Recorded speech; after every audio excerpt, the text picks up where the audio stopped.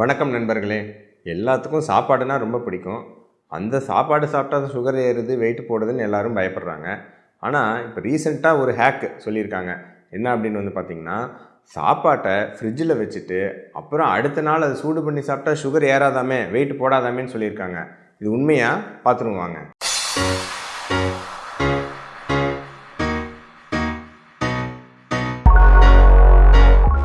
இந்த விஷயத்தை பற்றி நம்ம சேனலில் ஆல்ரெடி 4 வருஷத்துக்கு முன்னாடி ஒரு காணொளி வந்துருச்சு. ஆனால் அந்த டைமில் இப்படி ஒரு கான்செப்ட் இருக்குன்னு தான் வந்து சொல்லியிருந்தாங்களே ஒழிய மக்களுக்கு கொடுத்து டெஸ்ட் பண்ணி எந்த ஆராய்ச்சிகளும் இல்லை. ஆனால் அதுக்கப்புறம் இதை பற்றி நிறைய இன்ட்ரெஸ்ட் வந்து நிறைய ஆராய்ச்சிகள்லாம் பண்ணி பார்த்துருக்காங்க. இப்போ நிறைய தகவல்கள் இருக்குது. ஸோ இப்போ பேசுகிறது இது சரியாக இருக்கும். அரிசியில் இருக்கிற மாவுச்சத்தை வந்து நம்ம ஸ்டார்ச் அப்படின்னு நம்ம சொல்லுவோங்க. சரிங்களா? அந்த வகையை சேர்ந்தது. ஸோ இந்த ஸ்டார்ச்சில் இருக்கக்கூடிய இந்த வகையான கார்போஹைட்ரேட்ஸு உங்களுக்கு கொஞ்சம் சீக்கிரமாக வந்து சர்க்கரை அளவுகளை ஏற்றும் அப்படின்னு எல்லாத்துக்குமே தெரிஞ்சது தான். சிறுதானியமோ மற்ற தானிய வகைகள்லாம் கம்பேர் பண்ணும்போது அரிசி கொஞ்சம் வேகமாக சர்க்கரை அளவில் ஏற்றும். அதுவும் பாலிஷ் பண்ணப்பட்ட உங்களுக்கு வெள்ளை அரிசினா நார்ச்சத்து இல்லாதனால இன்னுமே கொஞ்சம் வேகமாக சர்க்கரை அளவுகளை ஏற்றும். ஸோ மக்களுக்கு ஆனால் அதுக்கு பதிலாக வேறு அரிசி சாப்பிட்டா டேஸ்ட் பிடிக்கிறது இல்லை. ஆனால் அதே வெள்ளை அரிசியே வந்து கொஞ்சம் வேறு ஏதாவது பண்ணி சாப்பிட்டா சுகர் அளவுகள் ஏறாமல் இருக்குமா அப்படின்னு மக்கள் யோசிச்சுட்டே இருக்காங்க. அதில் ஒரு மெத்தட் தான் என்னென்னா, உங்களுக்கு அரிசியை ஃப்ரிட்ஜில் ஒரு 12லேருந்து 24 மணி நேரம் வச்சுட்டு அதுக்கப்புறம் அடுத்த நாள் எடுத்து அதை சூடு பண்ணி சாப்பிட்டா உங்களுக்கு அதில் ரெசிஸ்டன்ட் ஸ்டார்ச் அப்படின்னு உருவாகுது. ரெசிஸ்டன்ட் ஸ்டார்ச்னால் என்ன? நம்ம வயிற்றில் இருக்கக்கூடிய என்சைம்ஸ், அமைலேஸ்லாம் சொல்லுவோம். இந்த மாதிரி என்சைம்ஸால் ஜீரணம் பண்ண முடியாத ஸ்டார்ச் தான் ரெசிஸ்டன்ட் ஸ்டார்ச்னு சொல்கிறோங்க. ஸோ நம்ம அதில் இருக்கிற மாவுச்சத்து எல்லாமே ஸ்டார்ச் தான். அதில் ஒரு குறிப்பிட்ட சதவீதம் ரெசிஸ்டன்ட் ஸ்டார்ச் உருவாகுது. அதனால் சர்க்கரை அளவுகள் ஏறாது அப்படின்னு ஒரு ஆராய்ச்சி ஒரு 5-6 வருஷத்துக்கு முன்னாடி வந்துருந்துச்சு. ஆனால் மக்களுக்கு ப்ராக்டிக்கலாக ஒரு சர்க்கரை நோய் உள்ளவங்க அதை சாப்பிட்டு எவ்வளோ ஏறுது ஏறலை அதை பற்றின ஆராய்ச்சிகள் சமீபத்தில் வந்திருக்கு. என்ன முடிவு சொல்லியிருக்காங்கன்னு பார்க்கலாம் வாங்க. நேச்சர் அப்படின்னு சொல்லிட்டு இருக்கிறதுலே உயர்தர ஒரு ஜேர்னல். அதில் டைப் 1 டயபெட்டிஸ் பேஷண்ட்ஸ், பெரியவங்களுக்கு வர்றது யூஸ்வலாக டைப் 2 டயபெட்டிஸ். சரிங்களா? அதை விட டைப் 1 டயபெட்டிஸுங்கிறது இன்சுலினே சுரக்காத ஒரு நிலை. இன்சுலினில் மட்டுமே இருப்பாங்க. அவங்களுக்குலாம் எவ்வளோ மாவுச்சத்து எடுக்கிறோமோ அதுக்கு அப்படியே ப்ரொபோர்ஷனேட்டாக அவங்களுக்கு சர்க்கரை அளவுகள் ரத்தத்தில் அதிகமாகும். ஸோ அவங்களுக்கே இந்த ரெசிஸ்டன்ட் ஸ்டார்ச் அல்லது ஃப்ரிட்ஜில் வச்ச ரைஸை வச்சு ஒரு ஆராய்ச்சி பண்ணி பார்த்துருக்காங்க. என்ன பண்ணியிருக்காங்க அப்படின்னா, ஒரு குரூப்புக்கு, கண்ட்ரோல் குரூப்புக்கு நார்மலாக அப்படியே சாப்பாடு லாங் கிரெயின் இந்த பாஸ்மதி மாதிரியான அரிசி வந்து கொடுத்துருக்காங்க. ஒரு 200 கிராம் ஒரு கப்பு கொடுத்துருக்காங்க. இன்னொரு குரூப்புக்கு அதே சாதத்தை உங்களுக்கு 24 மணி நேரம் ஃப்ரிட்ஜில் வச்சு, சரிங்களா, அதை வந்து 24 மணி நேரம் கழித்து ஒரு வாட்டி ஒரு 3 நிமிஷம் அதை லைட்டாக ஒரு சுடுதண்ணியில் போட்டு லைட்டாக சூடு பண்ணி அப்புறம் வந்து அதை சாப்பிட கொடுத்துருக்காங்க. இந்த 2 குரூப்புக்கும் எந்த அளவுக்கு சர்க்கரை அளவுகள் ஏறுது ஏறலன்னு செக் பண்ணியிருக்காங்க. ஸோ முதல் குரூப்புக்கும் 2வது குரூப்புக்கும் எந்த அளவுக்கு வித்தியாசம் வந்திருக்கு அப்படின்னு பார்த்திங்கன்னா, இவங்க எல்லாமே இன்சுலினில் இருக்கிறவங்க, நல்லா தெரிஞ்சுக்கணும். 2 பேர்த்துக்கும் பெருசாக டோஸ் மாற்றாமல் ஓரளவுக்கு ஈக்குவலாக கம்பேர் பண்ணி பார்த்துருக்காங்க.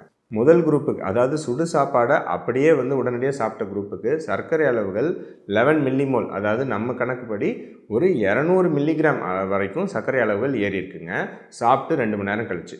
அதே இந்த ஃப்ரிட்ஜில் வச்ச இந்த ரெசிஸ்டன்ட் ஸ்டார்ச் உருவான இந்த சாதத்தை சாப்பிட்டவங்களுக்கு சராசரியாக 180 பாயிண்ட், அதாவது 10 மில்லிமோல்ஸ் வரைக்கும் ஏறி இருக்கு. ஸோ எவ்வளோ வித்தியாசம்? ஒரு 10%. இது 200னா இது 180. ஸோ ஒரு 10% வந்து உங்களுக்கு சர்க்கரை அளவுகளில் வித்தியாசம் வருது. அப்புறம் வந்து பார்த்திங்கன்னா, அவங்க இன்சுலின் ஆல்ரெடி இருக்கிறனால சிலருக்கெல்லாம் கொஞ்சம் லோ சுகர் கூட போயிருக்கு. இது வந்து நான் சொல்ல சராசரி. சிலருக்கு வந்து 150 பாயிண்ட்டும் ஏறி இருக்கும். பட் எந்த லெவலில் கம்பேர் பண்ணாலும் இவங்களுக்கு 200 ஏறினவங்களுக்கு 180, 160 ஒருத்தருக்கு ஏறுதுன்னா இன்னொருத்தங்களுக்கு 140. ஸோ இந்த மாதிரி ஒரு ஆவரேஜாக வந்து வந்திருக்கு அப்படின்னு சொல்லியிருக்காங்க. ஸோ இதே இன்னொரு ஆராய்ச்சியில் வந்து பார்த்திங்கன்னா, எவ்வளவு ரெசிஸ்டன்ட் ஸ்டார்ச் உருவாகுதுன்னு டெஸ்ட் பண்ணி பார்த்துருக்காங்க. அதில் 3 கேட்டகரியாக பிரிச்சிருக்காங்க. நார்மல் சாதம், அப்புறம் வந்து பார்த்திங்கன்னா உங்களுக்கு சுடு சாதத்தில் அதுலேயே வந்து ரெசிஸ்டன்ட் ஸ்டார்ச் மினிமலாக ஒரு 100 கிராமுக்கு ஒரு 0.6 கிராம் அளவுக்கு இருக்குது அப்படின்னு சொல்லியிருக்காங்க. அப்புறம் சும்மாவே காலையில் சாதத்தை நைட்டு சாப்பிட்றது, ஃப்ரிட்ஜில் கிட்ஜெலாம் எதுவும் வைக்காமல் ஒரு 10 மணி நேரம் கழித்து செக் பண்ணி பார்த்துருக்காங்க. அதில் 1.3 கிராம் ரெசிஸ்டன்ட் ஸ்டார்ச் ஒரு மடங்கு அதிகமாக வந்து உருவாகியிருக்கு. ஃப்ரிட்ஜில் 24 மணி நேரம் வச்சு அதில் செக் பண்ணி பார்த்தா 1.6 கிராம் அந்தளவுக்கு ரெசிஸ்டன்ஸ் ஸ்டார்ச் உருவாயிருக்கு. ஸோ என்ன தெரிய வருதுன்னா, காலையில் சாப்பாட்டை நீங்கள் சும்மா வச்சு நீங்கள் ஹாட் பாக்ஸில் வச்சு அதை நைட்டு சாப்பிட்டாவே ஓரளவுக்கு ரெசிஸ்டன்ஸ் ஸ்டார்ச் உருவாகுது. அடுத்த நாள் ஃப்ரிட்ஜில் வச்சு அடுத்த நாள் சூடு பண்ணி சாப்பிட்டா இன்னும் கொஞ்சம் கூடுதலாக ரெசிஸ்டன்ஸ் ஸ்டார்ச் உருவாகுது. ஸோ இந்த விஷயத்தில் 2 விஷயம் தெரிஞ்சுக்கணுங்க. ஸோ இது உண்மையாக சர்க்கரை அளவுகளை கொஞ்சம் குறைக்குதா, அதிகம் ஏற்ற விடாமல் தடுக்குதான்னா எஸ், பதில் வந்து உண்மை தான். ஆனால் எந்த அளவுக்கு தடுக்குது? 10% தான் வித்தியாசம். நீங்கள் வந்து 300 சர்க்கரை இருக்குது, ஃப்ரிட்ஜில் வச்சு சாப்பிட்டா அது 150 ஏறும் அப்படின்னு நீங்கள் எதிர்பார்த்தீங்கன்னா நடக்காது. 200 போகிறவங்களுக்கு 180, இவ்வளோ தாங்க ஆராய்ச்சிகள் சொல்லுது, ரொம்ப உயர்தர ஆராய்ச்சி. ஸோ அதனால் இந்த ஃப்ரிட்ஜில் வச்சு சாப்பிட்றது ஒரு ஹேக்கு தான், அது என்ன நான் இல்லைன்னு நான் சொல்லலை. ஆனால் எந்த அளவுக்கு ப்ராக்டிக்கலாக ஒரு 10% சர்க்கரை அளவுகளை நம்ம குறைக்கிறதுக்கு அது சூடாக இந்த ஃப்ரிட்ஜெலாம் வச்சு சாப்பிட்ணுமா? அதுக்கு சிம்பிளாக சாப்பாடு அளவை குறைச்சி கூட கொஞ்சம் காய்கறிகளும் முட்டையும் புரதங்களும் சாப்பிட்டா வேலை முடிஞ்சது. இருக்கிறதுலே ஈஸி, நான் எப்பவும் சொல்கிறது தான். மாவுச்சத்தை குறைங்க, கூட காய்கறிகளும் புரதங்களும் கூட சேர்த்துடுங்க.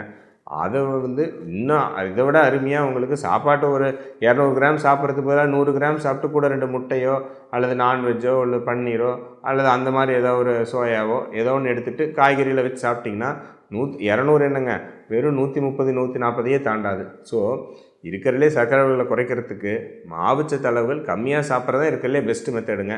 இந்த ஃப்ரிட்ஜில் வைக்கிறதெல்லாம் ஒரு 10% 15% வித்தியாசம் கொடுக்கலாம். ஸோ இந்த தகவல் உங்களுக்கு பயனுள்ளதாக இருந்திருக்குன்னு நம்புகிறேன். ஸோ ஃப்ரிட்ஜில் வச்சு ரைஸ் சாப்பிட்ணுன்னு நினைக்கிறவங்க இந்த தகவலை கட்டாயம் மனசில் ஞாபகம் வச்சுக்கோங்க.